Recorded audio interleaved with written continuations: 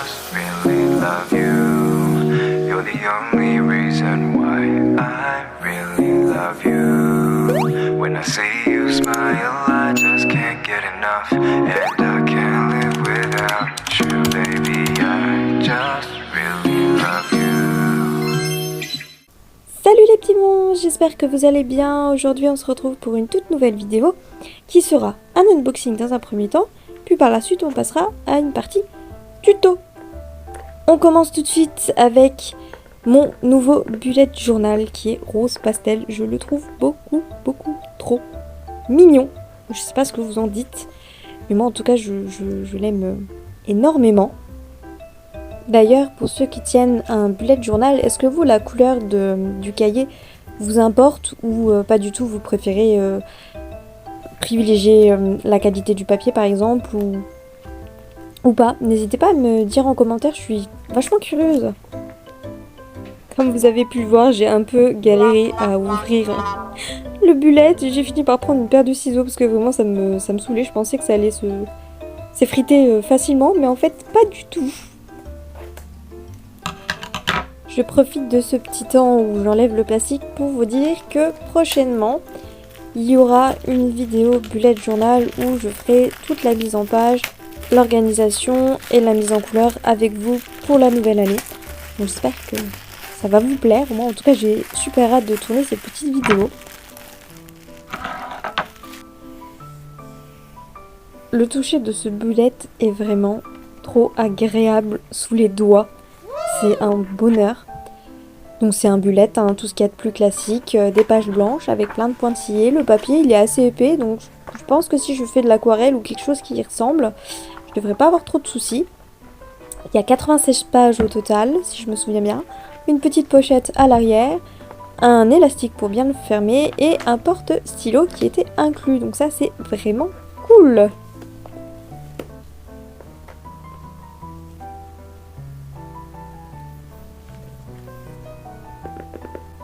J'en profite pour vous faire un rapide tour d'horizon de mon ancien bullet qui était aussi rose pastel, que j'ai énormément aimé, où j'ai fait pas mal de petites choses, même si j'avais moins le temps à une période de faire du bullet journal, mais j'espère pouvoir y remédier parce que ça me manque. On passe au deuxième petit craquage. Et là, je dois vous avouer que je suis un petit peu dubitative. Donc, il s'agit d'une coque de protection pour ma Samsung Galaxy S6 Lite. Je vous avoue que j'ai complètement craqué sur l'aspect glitter de cette coque rose. Parce que le bleu, bah voilà, je l'ai beaucoup aimé, hein, mais ça va faire 1 an maintenant que je l'ai. Donc, il était temps de changer un petit peu. En plus, ça, j'ai un de mes minous qui a gentiment fait ses griffes sur l'ancienne coque, donc c'est... voilà, il fallait que j'en change, ça devenait un petit peu impératif. Comme vous le voyez, je continue mon petit déballage sans me douter qu'il allait avoir des couacs. Et ça, vous allez le voir juste après. Mais avant, je vais enlever l'ancienne coque. Donc voilà, adieu le bleu, adieu Idown, adieu Yuna. Voilà, c'est dommage, hein. J'aimais beaucoup les stickers que j'avais mis, mais là sur la nouvelle, il n'y a pas ce côté transparent où on peut rajouter des stickers. Donc bon, tant pis, c'est pas grave. Il se trouve aussi que dans à peine quelques jours, cela fera déjà 1 an que j'ai cette tablette.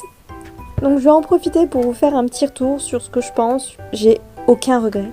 Mais vraiment aucun regret parce qu'elle est trop pratique, que ce soit pour dessiner, pour aller sur YouTube, pour regarder des séries, bref, pour plein de choses. Vraiment, si vous hésitez, foncez.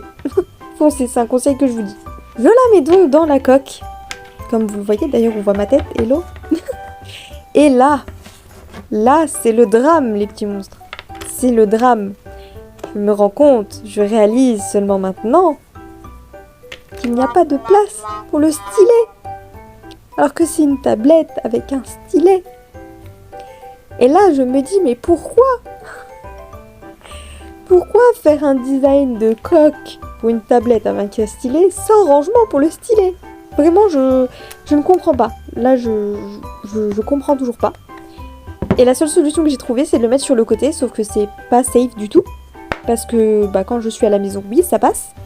Mais si je sors, je prends le risque de le perdre, tout simplement. Voilà, voilà. Enfin bref, passons maintenant à la partie la plus intéressante, le tuto pour personnaliser l'interface de sa Samsung. On va commencer par le clavier, parce que j'ai horreur des claviers tout simples comme ça, vraiment c'est d'un ennui, même sur mon portable je change. Donc on va aller sur le petit Play Store, et on va taper Emoji Keyboard, comme vous pouvez le voir. Vous avez vu mon magnifique accent, il est incroyable. Et on télécharge bien celui où il y a le petit coin rouge.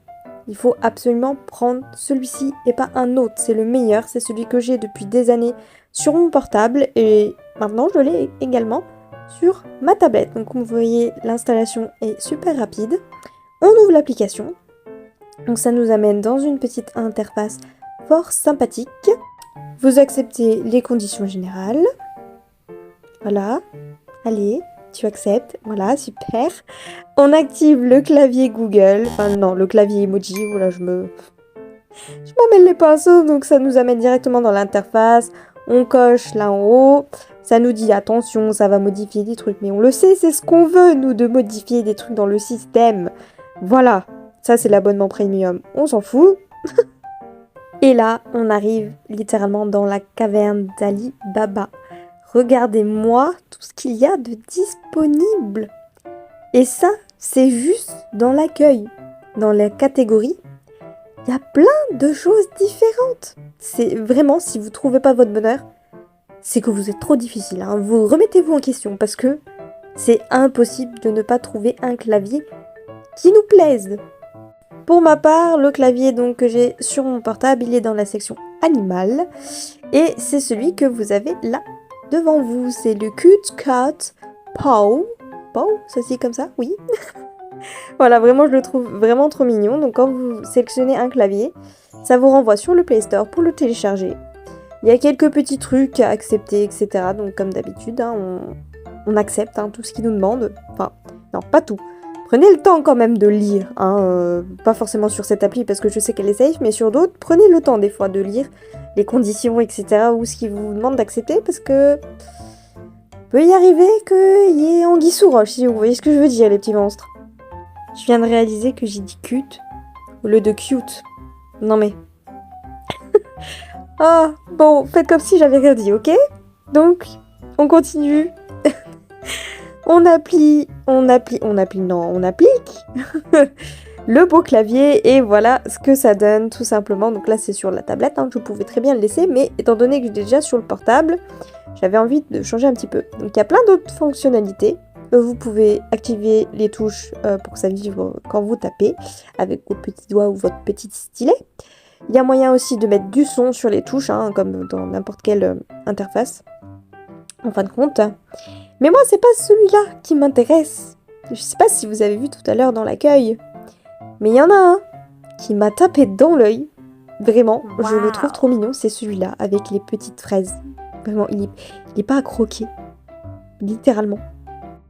Le clavier étant installé, maintenant on va passer aux choses plus sérieuses, qui est le launcher, l'accueil. Les boutons, etc. Je n'aime pas du tout les trucs simplistes comme ça. Pareil sur mon portable, j'ai tendance à souvent les changer. Et j'ai trouvé moyen de faire autant sur ma tablette, ce qui est absolument incroyable. Donc on fait cette petite recherche, comme vous avez pu le voir. On sélectionne bien ce thème-là pour pouvoir aller dans Theme for Launcher. Il faut bien passer par cette étape pour trouver celui que je veux. Et j'ai craqué sur ce thème qui est incroyable. Vraiment, il est trop doux. Beaucoup trop doux. Je l'installe tranquillement. Ça va m'ouvrir sur une nouvelle fenêtre, bien évidemment. Encore une fois. On arrive dans une interface tout aussi cute que Emoji Keyboard. On accepte les conditions générales de protection, machin. Et ensuite, ils vont nous dire d'installer l'application Launcher, donc celle-ci. Launcher plus one. J'ai du mal. Purée. Ensuite, je l'ouvre. On arrive encore dans une nouvelle interface. Vraiment, celle-ci, elle est mignonne. Hein. Genre, sur les deux autres, j'ai un petit peu abusé, mais celle-ci, l'accueil, elle est vraiment douce. Ça fait un peu monde des rêves, comme ça. Je sais pas ce que vous en dites. Ou alors, c'est moi qui suis en train de perdre la tête. Je ne sais pas. Je ne sais plus, là. Vraiment, les petits monstres, là, je ne sais plus. Bon, bref. Donc, on autorise les autorisations qu'il y a à donner. On approuve les conditions générales pour la énième fois. Je sais pas combien de fois je l'ai dit là, mais c'est pas grave. Et tada, ça y est, le nouveau launcher est installé.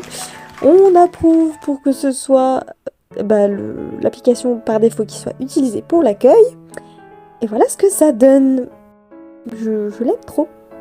C'est pile en fait ce que j'avais envie d'avoir sur ma tablette, donc c'est parfait. Évidemment, il y a des icônes que je ne veux pas sur mon accueil, que je préfère supprimer, donc voilà, je vais vous faire un petit nettoyage en mode accéléré, histoire de vous montrer un peu comment j'organise mon accueil, et en général, elle est organisée comme ça, aussi sur mon portable. Voilà, j'ai vraiment la même organisation, que ce soit sur les deux... comment on appelle ça ? Les deux appareils, parce que c'est une orga où je m'y retrouve et où c'est simple et où je sais où trouver les choses dont j'ai le plus besoin et c'est tout ce qui m'apporte. J'ai un petit peu galéré à trouver l'ordre des applications, vraiment je savais plus en fait comment les positionner, mais bon, pour le moment, le résultat final devrait me convenir. Peut-être que ça changera à l'avenir, je ne sais pas, mais en tout cas, pour l'instant, ça devrait suffire. Dernière étape de cette vidéo, les fonds d'écran. Pour ça, on va aller voir une artiste, peu importe. Elle a beaucoup trop de talent. C'est Shapeless sur Instagram. Vraiment, ses dessins, je les aime de tout mon cœur. Un jour, j'espère pouvoir dessiner aussi bien parce que vraiment, je les adore. Et on va se concentrer principalement sur les deux fanarts de Sungmin et Ayen qui sont trop doux pour ce monde. Bon, ça, je ne pense pas avoir besoin de vous expliquer. Hein. J'espère que vous savez quand même comment mettre un fond d'écran ou une accueil différente sur une tablette ou sur un portable. Dans tous les cas, vous voyez très bien là où je clique. Il n'y a rien de sorcier, hein. Il y a juste à définir comme soit fond d'écran, soit accueil. On accepte, on choisit dans la galerie, on remet un petit peu, on recadre comme on veut. Et c'est aussi simple que ça. C'est vraiment magique et j'adore le résultat des deux. C'est trop mimes. Voilà, j'adore, je suis fan, je suis contente. Ça y est, nous voilà à la fin de notre vidéo, les petits monstres. J'espère qu'elle vous aura plu. Moi en tout cas j'ai bien apprécié tout ça malgré le petit couac de la tablette. Mais bon, affaire à suivre. Je vous fais des gros bisous. Prenez soin de vous. Et puis on se dit à la prochaine les petits monstres. Ciao!